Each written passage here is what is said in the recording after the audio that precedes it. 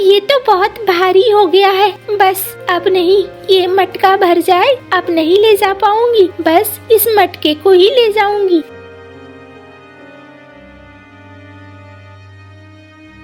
हाय, आज तो बहुत देर हो गई है और वैसे ही गुस्सा होगी भाभी। जाना होगा जल्दी।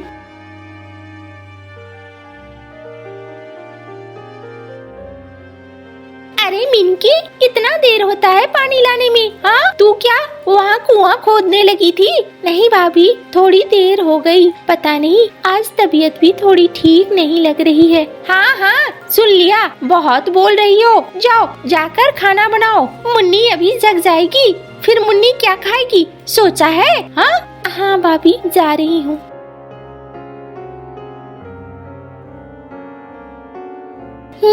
आज तबीयत बिल्कुल ठीक नहीं लग रही है। थोड़ा आराम मिलता ना तो मेरा शरीर भी ठीक हो जाता। एकदम से झिम-झिम लग रहा है। मन कर रहा है थोड़ी देर सो जाऊं, लेकिन खाना भी नहीं बना है। अभी आ जाएगी भाभी तो गुस्सा होगी।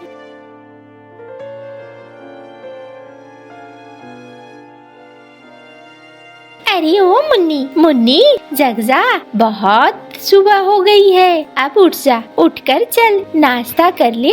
बिटिया बिना नाश्ता के रहेगी, अच्छा नहीं लगता है। अम्मा, क्यों सुबह सुबह जगा रही हो? थोड़ा आराम करने देती ना। हाँ हाँ, बस कर लिया आराम, अब चल बिटिया। अच्छा ठीक है अम्मा। जाकर मुँह हाथ धो ले और मेरे साथ रसोई में आ।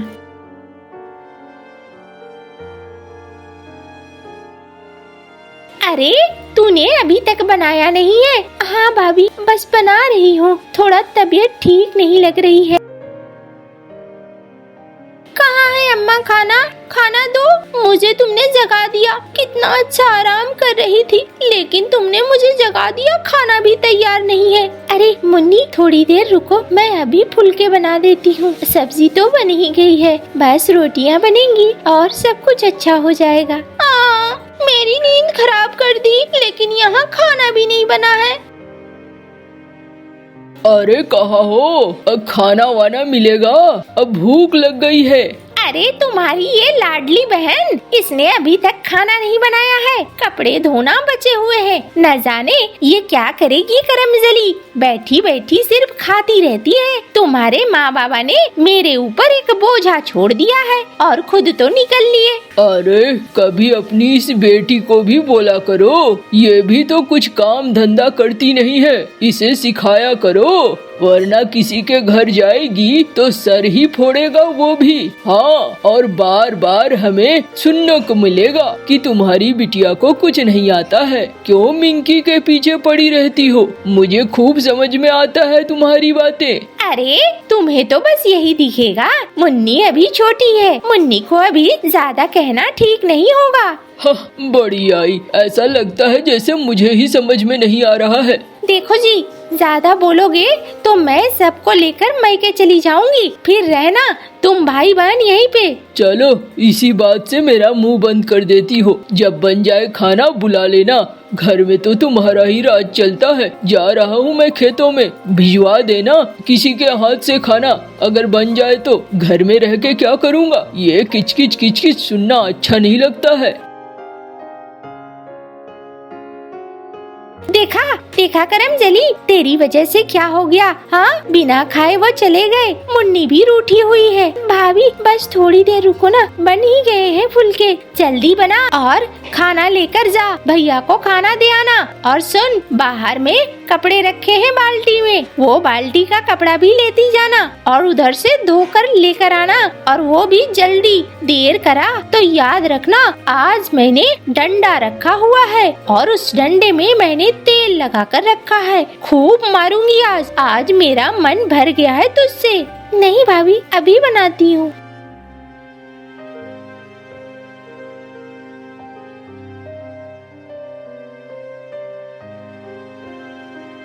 ये लो भाभी, तुम्हारा और मुन्नी का खाना। दो इधर। बड़ी आई, जाकर जल्दी से खाना ले जाकर खेत में पहुँचा। जा रही हूँ भाभी।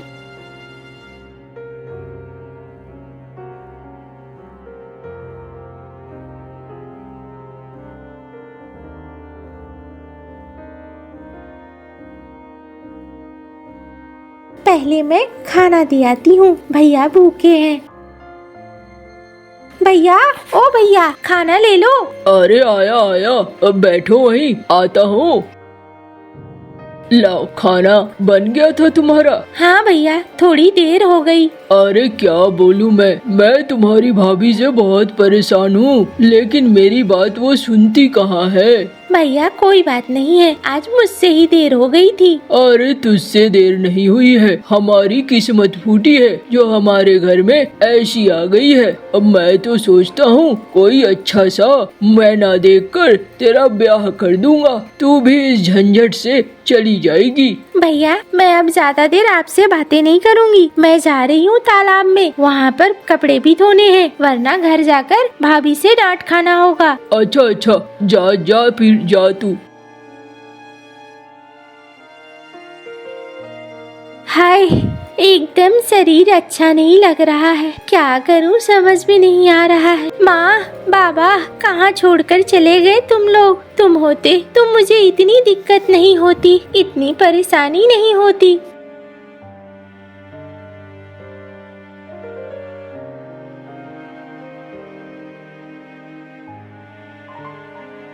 अरे देखो बच्ची, अंधेरे के बाद ही उजाला आता है, तुम परेशान मत हो, एक दिन सब ठीक हो जाएगा। अरे ये कौन बोल रहा है? अरे तुम कौन हो? मैंने तुम्हारे जैसे पक्षी कभी नहीं देखा। हाँ तुम कौन हो? मुझे तो डर लग रहा है। अरे डरने की कोई जरूरत नहीं है, तुम डरो मत, मैं ऐसा कुछ भी नहीं करूँगा जिससे तुम्हें नुकसान पहुँचे। वैसे तुम्हारा रंग तो बहुत सुंदर है, सुनहला, क्या तुम सोने के पंछी हो?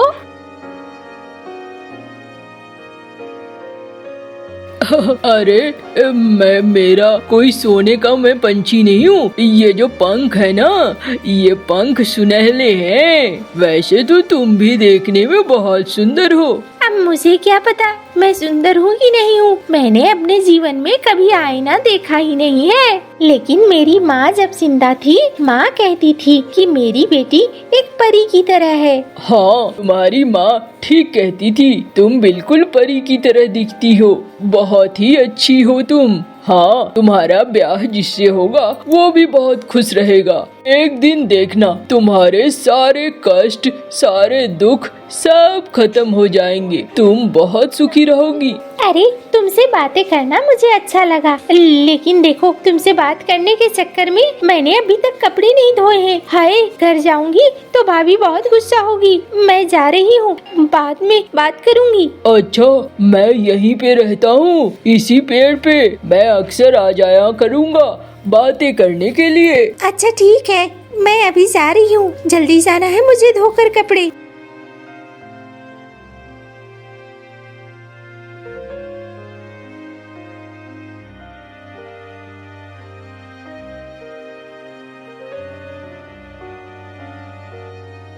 अरे आ गई तू? हाँ इतनी देर लगती है, मन तो करता है कि तुम्हारी गर्दन मरोड़ दूं। हाँ नहीं भाभी, थोड़ी देर हो गई, जाकर खाना वाना बना।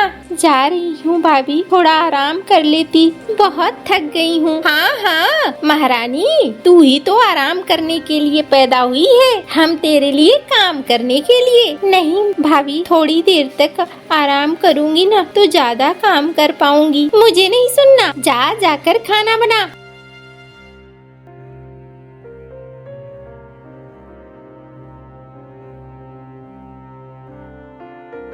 ओ मिंकी, मिंकी कहाँ है? बाहर आ जरा।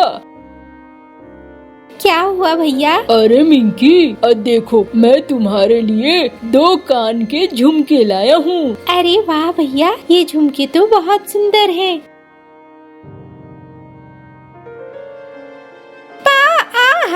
बड़ा आए झुमकी देने वाले, अपनी बेटी को तो कुछ दे नहीं पाते और इसे दे रहे हैं झुमके, कितने ज्यादा उतावले हो। अरे ये क्या कर रही हो तुम? मेरी बहन है वो, अगर दे ही दिया तो क्या हो जाएगा? इतने सारे झुमके और गहने मैंने मुन्नी को भी तो दिए हैं, तुम्हें वो याद नहीं है? सिर्फ यही याद है कि इसे दे रहा हूँ।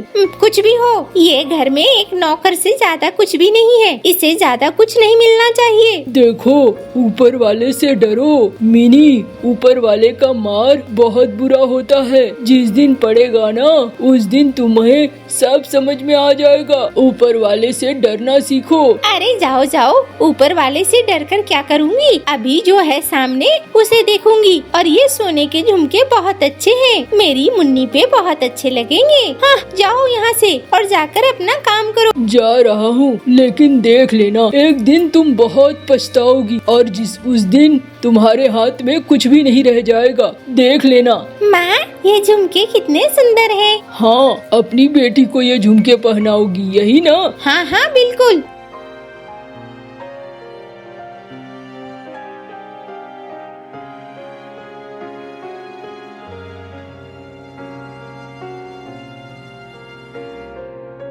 क्या हुआ माँ, इतना परेशान क्यों हो? अरे देख नहीं रही है, तेरे बाबा कैसे पागल की तरह बोलते हैं। अब तो मुझे ये लड़की बिल्कुल पसंद नहीं आ रही है। मन कर रहा है इसे निकाल कर बाहर कर दूं। अम्मा देख लेना, बाबा को पता चलेगा तो बाबा बहुत नाराज होंगे। हाँ जानती हूँ, इसीलिए तो सोच रही हूँ कैसे निकालूं जो इनके बाबा का सामना भी ना हो और ये बाहर भी चली जाए। अम्मा देखो, फिर तुम तो सोच सकती हो, दिमाग लगाओ। हाँ हाँ ठहर, चल मैं भी, मेरे साथ चल।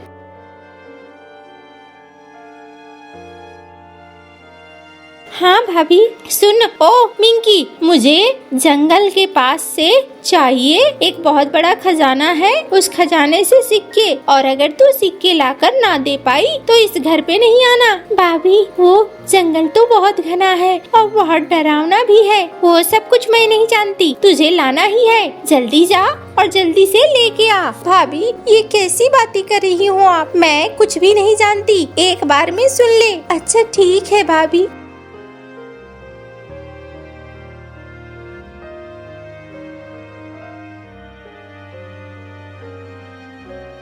अम्मा ये कहाँ चली गई हो तुम? आज तो वो मुझे लगता है मौत के मुंह में भेजना चाहती है। मुझे घर में रखना ही नहीं चाहती। अरे तुम रो रही हो, क्या हो गया? तुम तो मेरी दोस्त हो, फिर रो क्यों रही हो? मेरी भाभी ने कुछ ऐसा ही मांगा है, मुझे समझ में नहीं आ रहा है मैं अपनी भाभी की मांग कैसे पूरा करूं। क्या मांगा है तुम्हारी भाभी ने? मेरी भाभी ने कहा है जंगल के पास कोई गुफा है और वहाँ पर ढेर सारा धन है, मुझे वो धन लेकर आना है। और सोना अगर मैं नहीं ला पाई तो मुझे घर आने को नहीं मिलेगा। अच्छा ऐसा है, चलो फिर मैं तुम्हें सोने की खान के पास ले चलता हूँ, बैठो मेरे ऊपर।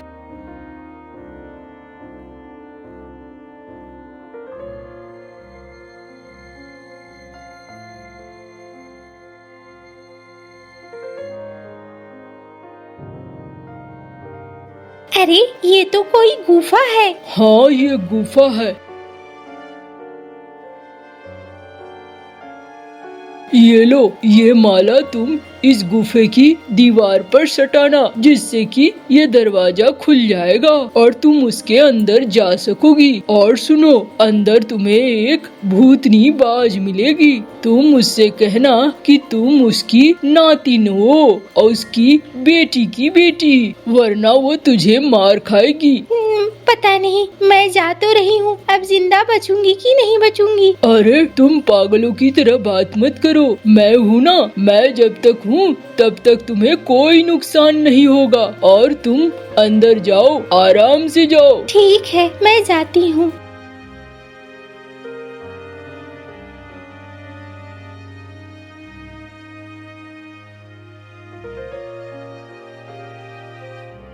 बाप रे बाप, इतना सारा सोना! वाह, मैंने तो कभी नहीं देखा इतना सारा सोना।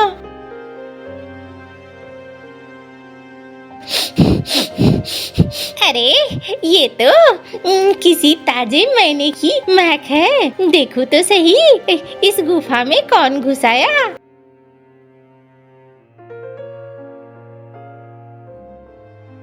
अरे वाह वाह, बड़े दिन हो गए थे। ताजा पंछी का खून, वो भी नीली चिड़िया। मजा आ जाएगा। अच्छा, तुम अपनी नातिन को ही खाओगी? नातिन? मेरी कौन सी नातिन? मैं तुम्हारी बेटी की बेटी हूँ। तुम्हारी बेटी ने एक महीने से ब्याह किया था, तभी तो मैं भी मैना हूँ। अच्छा, तेरे पास क्या सबूत है कि तू मेरी बेटी की बेटी है?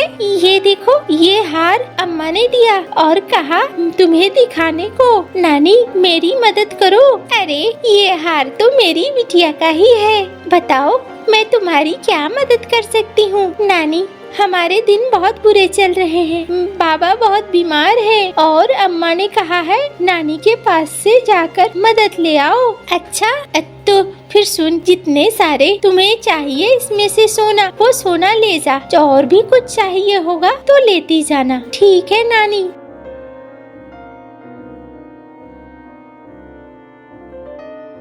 नानी, बस हो गया, अब मैं जाती हूँ। तू नहीं रुकेगी? नहीं नानी, मैं रुकूंगी तो फिर बाबा का ध्यान कौन रखेगा? अम्मा का ध्यान कौन रखेगा? हाँ हाँ, जा, जब भी तुझे मन करे ना, जरूर आना और जितना सारा धन हो ले जाना। ठीक है नानी?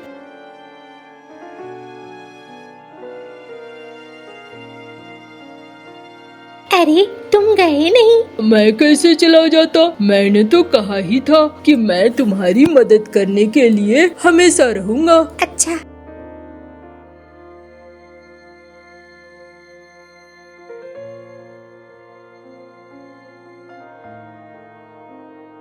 अरे, तू आ गई? हाँ भाभी, ये लो, तुमने जो सोना मंगवाया था। अम्मा, ये तो सोना भी लाई है। अरे वाह, इतना सारा सोना! अब तो हम अमीर हो गए। हमारे पास बड़ा सा घर होगा, नौकर होंगे, चाकर होंगे, सब होंगे। अरे, ये सोना कहाँ से लेके आई मिंकी तू? भैया, वो जंगल वाली पहाड़ी के पास से। अरे पगली, तू वहाँ गई क्यों थी? वो तो बहुत डरावनी जगह है। मैंने सुना है आज से पहले तक जो भी वहाँ गया कोई वापस नहीं आया। भैया, लेकिन मैं वापस आ गई। अरे छोड़ो छोड़ो, इससे बात मत करो। अब सुनो, हमें इस नौकर की जरूरत नहीं है और अब हम तो ढेर सारे नौकर खुद ही खरीद लेंगे। क्यों बिटिया? अरे तुम लोग शर्म करो, ये बच्ची ढेर सारा सोना लेकर आई है, फिर भी तुम लोगों का दिल नहीं पिघला? हाँ हाँ, नहीं पिघला।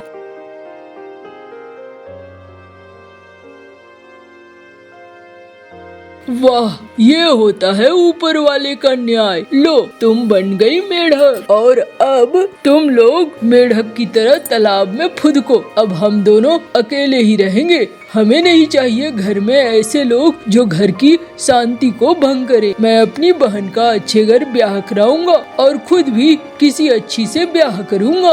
वो दोनों मेढक फुदकते फुदकते तालाब में जाकर गिर जाते हैं। मंटू और मिंकी अच्छे से रहने लगे थे। मिंकी बार बार तालाब में अपने दोस्त सुनहले पंछी से मिलने जरूर जाती थी। अब सब बहुत खुश थे।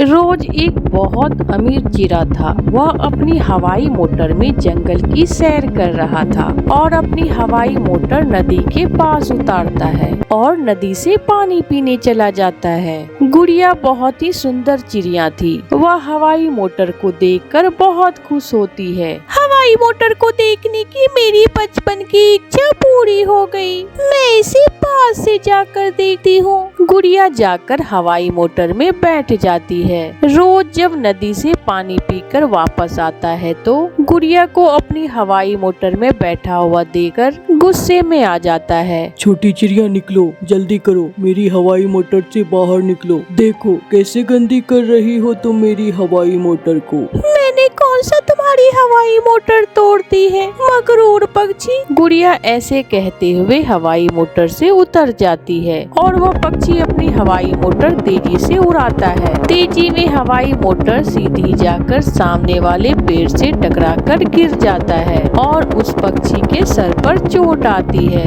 गुड़िया जल्दी से वहाँ आती है। यह मगरूर अमीर पक्षी मर जाएगा, मुझे इसकी जान बचानी होगी। गुड़िया जल्दी से अपने घर जाती है। मम्मा मम्मा, जल्दी से मेरे साथ चले। एक मगरूर अमीर पक्षी की हवाई मोटर गिर गई है, वो मर जाएगा, हमें उसकी जान बचानी होगी। मम्मा चिड़िया अपनी बेटी गुड़िया के साथ जाती है।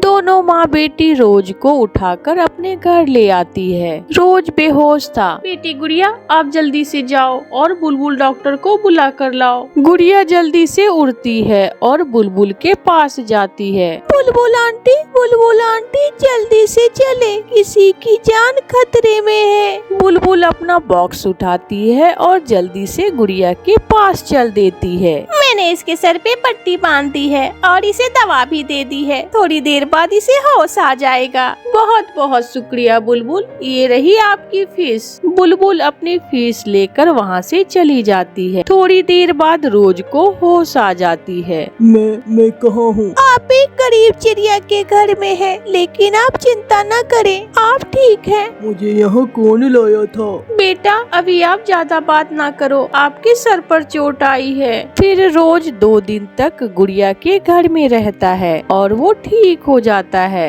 रोज वहाँ से जाने लगता है। आंटी आपने मेरी जान बचाई और गुड़िया मुझे माफ करना, मैंने उस दिन आपको अपनी हवाई मोटर में बैठने से मना कर दिया था। मुझे मना किया था इसलिए तो आपकी हवाई मोटर टूट गई।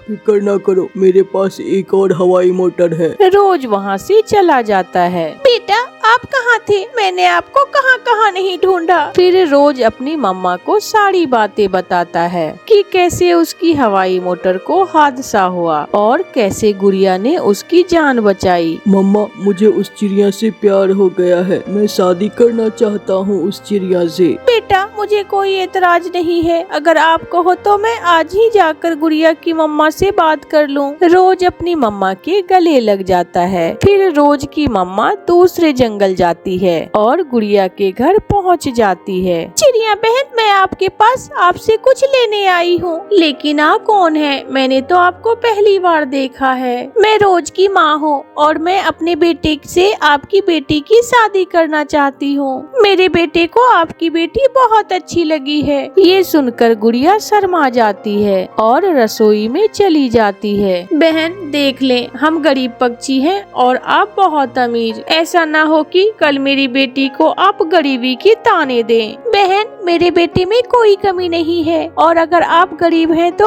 दिल के अमीर भी तो हैं। आपकी वजह से ही मेरे बेटे की जान बची है और गुड़िया मुझे भी बहुत अच्छी लगी है। गुड़िया की मम्मा मान जाती है और रोज की मम्मा वहाँ से चली जाती है। फिर दूसरे दिन रोज अपनी नई हवाई मोटर में अपनी मम्मा के साथ आता है। रोज और गुड़िया की शादी हो जाती है। रोज गुड़िया को ब्याह कर अपने साथ ले जाता है। इतना बड़ा घर देकर गुड़िया के तो होश ही उड़ जाते हैं। इतना बड़ा घर? आप इतने बड़े घर में रहते हैं? बहू आज से यह घर आपका है और आप ही इस घर की मालकिन हो। फिर गुड़िया उस घर में खुशी खुशी रहने लगती है। एक दिन गुड़िया अपने पति से कहती है, अगर आप मुझे इजाजत दे तो मैं जंगल की गरीब पक्षियों की मदद करना चाहती हूँ। गुड़िया आपको ऐसे अच्छाई के काम करने के लिए मेरी इजाजत लेने की कोई जरूरत नहीं है। गुड़िया खाना बनाती है और जंगल के सभी गरीब पक्षियों में खाना बांटती है। जंगल की गरीब कौवी गोरी कौवी भी गुड़िया के पास खाना लेने आती है। जीती रहो बेटी, जब से आप इस जंगल की बहू बनी हो हम सबको पेट भरकर भोजन मिलता है। आंटी देने से माल कम नहीं होता बल्कि बढ़ता है। अगर कोई और भी गरीब पक्षी हो तो आप उसे मेरे पास ले आना, मैं सबकी मदद करूंगी। गुड़िया की सास रोज की मम्मा अपनी बहू से बहुत खुश थी और वो गुड़िया को अपनी बहू नहीं बल्कि अपनी बेटी ही मानती थी। कुक्कू बेटा उस पहाड़ों की दूसरी ओर कभी न जाना, वहाँ एक खूंखार झील रहती है। मम्मा क्या कोई भी पक्षी उस तरफ नहीं जाता? नहीं बेटा, वहाँ जाने से सभी पक्षी डरते हैं। पहाड़ों के उस पार कोई भी जाने से डरता था। एक दिन कबूतर का बेटा कीकी पतंग उड़ा रहा था। थोड़ी दूर बैठा जग्गू कौवा उसे देख रहा था। ये पतंग तो मेरे पास होनी चाहिए, मैं अभी जाकर किक्की की पतंग छीन लेता हूँ। जग्गू उड़ता है और जाकर किक्की की पतंग की डोर तोड़ देता है। जग्गू तुम बहुत बुरे हो, तुम बुरे हो, तुमने मेरी पतंग की डोर तोड़ दी। अब तुम्हारी पतंग मैं पकड़ लूँगा। फिर जग्गू पतंग के पीछे पीछे उड़ता है। वह बहुत तेज उड़ता है। गिरती गिरती पतंग पहाड़ों की दूसरी तरफ चली जाती है। जग्गू कौवा भी पीछे पीछे पहाड़ों की दूसरी तरफ चला जाता है। एक जगह जाकर पतंग गिरती है और जग्गू जाकर उठा लेता है। जग्गू यह नहीं जानता था कि पतंग को पकड़ने के चक्कर में वह कितने खतरनाक इलाके में आ गया था। भूखी चील जग्गू कौवे को देख लेती है। आज तो खुद चलकर भोजन मेरे पास आ गया है। आज यह कौवा भून कर खाऊंगी मैं। चील उड़ती है और बहुत ही आसानी से जग्गू को अपने पंजों में उठाकर ले जाती है। गोरी आंटी, आपके बेटे जग्गू ने मेरी पतंग तोड़ दी। चल भाग यहाँ से, आया बड़ा मेरे जग्गू की शिकायत लगाने। आंटी, जग्गू पतंग के पीछे पीछे पहाड़ों की दूसरी तरफ चला गया है। वहाँ वो जालिम चील रहती है। क्या मेरा जग्गू को खा जाएगी? हाय मेरे जग्गू। गोरी कौवी भागती है और वह कालू कौवे के पास जाती है। कालू हमारा जग्गू पहाड़ों की दूसरी तरफ चला गया है। वो चील मेरे बेटे को मारकर खा जाएगी। कुछ करो कालू। उसे कई बार समझाया है, पहाड़ों की दूसरी तरफ मत जाओ। तुम जल्दी से जाकर चिड़िया को बुला कर लाओ और मैं मिठू और कबूतर को लाता हूँ। चिड़िया बहन मेरे जग्गू को बचा ले। वो पहाड़ों की दूसरी तरफ चला गया है। वो तो बहुत छोटा है, वो चील तो कभी भी उसे नहीं छोड़ेगी। हमें मिलकर जाना होगा। कोई अकेला उस चील का मुकाबला नहीं कर सकता। गोरी और चिड़िया दोनों उड़ती है। कालू कौवा भी मिट्टू और कबूतर को लेकर आ जाता है। वो सब पहाड़ों की दूसरी तरफ जाते हैं। बचाओ मम्मा पापा, मुझे बचाओ। चुप कर जाओ, यहाँ कोई नहीं आएगा। सब डरते हैं मुझसे। छोटे कौवे, क्या तुम्हें नहीं बताया था तुम्हारे मम्मा पापा ने कि इस तरफ नहीं आना? बताया था। मैं पतंग पकड़ते इस दिशा में आ गया। अब तुम मेरा भोजन बनोगे। छोटे कौवे, चलो अब जल्दी से अपनी आंखें बंद करो ताकि मैं मार कर तुम्हें खा सकूं। जग्गू बहुत डरा हुआ था। फिर चील को थोड़ी दूर बहुत से पक्षी अपनी तरफ आते हुए दिखाई देते हैं। ये सब इकट्ठे होकर मेरी तरफ आ रहे हैं, मुझे भागना होगा। चील जग्गू को उठाकर अपनी गुफा की तरफ चली जाती है। वो गुफा में जाकर छुपकर बैठ जाती है। मम्मा मुझे बचा लो, मैं यहाँ हूँ। चुप कर जा कौवे, चुप कर जा। अब हमें जल्दी से उस चील को ढूंढना होगा। ऐसा भी हो सकता है कि वो चील किसी पुराने घोंसले में रहती होगी या फिर किसी गुफा में। वो देखें, वो पतंग पड़ी है। इसका मतलब जग्गू और वो चील कहीं आसपास ही है। जग्गू, मेरे जग्गू, तुम कहाँ हो? हमें गुफा में जाकर देखना होगा। वो सब गुफा की तरफ जाते हैं। यहाँ कोई यहाँ पर है। ये सब इकट्ठे होकर मुझे मार देंगे। मुझे जाकर इनसे बात करनी होगी। फिर चील जग्गू को साथ लेकर गुफा से बाहर निकलती है। पक्षियों, मैंने कोई नुकसान नहीं पहुंचाया तुम्हारे बच्चों को। प्लीज मुझे कुछ ना कहना। मैं तो अब बहुत बूढ़ी हो गई हूँ। यहाँ अकेले रहना बहुत मुश्किल है। जग्गू बेटा मेरे पास आ जाओ। अब हम तुम्हें खत्म करके ही यहाँ से जाएंगे ताकि तुम फिर कभी किसी के बच्चे को ना मार सको। प्लीज मुझे भी अपने साथ ही ले जाओ। मैं वादा करती हूँ मैं कभी मांस नहीं खाऊंगी। अब यह बाढ़ खत्म कर दें। आप इस तरफ आए या मैं उस तरफ, हमें आपस में सुलह कर लेनी चाहिए।